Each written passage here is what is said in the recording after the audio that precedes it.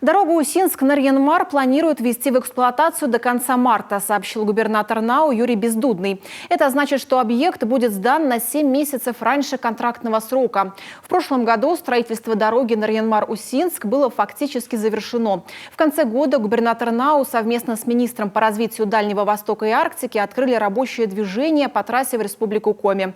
Тогда Юрий Бездудный назвал событие историческим. Дело в том, что дорогу начали строить более 30 лет назад, еще в 1991 году. Сейчас работы идут в рамках национального проекта «Безопасные качественные дороги».